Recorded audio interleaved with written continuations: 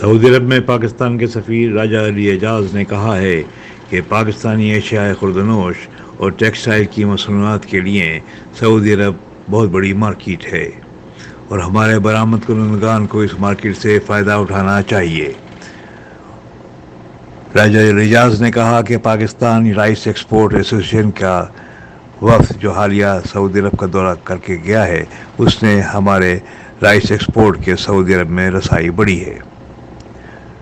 پاکستانی سفیر جدہ میں Pakistan journalist forum کے اراکین سے بات چیت کر رہے تھے۔ انہوں نے کہا کہ میزبان ملک کے کچھ اداروں میں پاکستانی کارکنوں کے مسائل کے بارے میں انہیں شکایت موصول ہوئی ہیں۔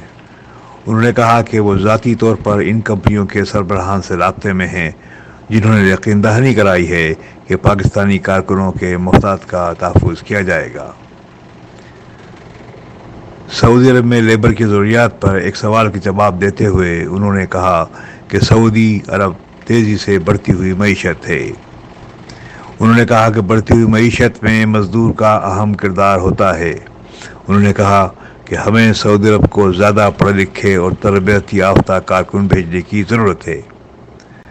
راجہ علی اعجاز نے کہا کہ سعودی حکومت کے ساتھ قیدیوں کی منتقلی کے معاہدے پر گفت و شنید جاری ہے اور امید ہے کہ جلد ہی اس کو حتمی شکل دے دی جائے گی۔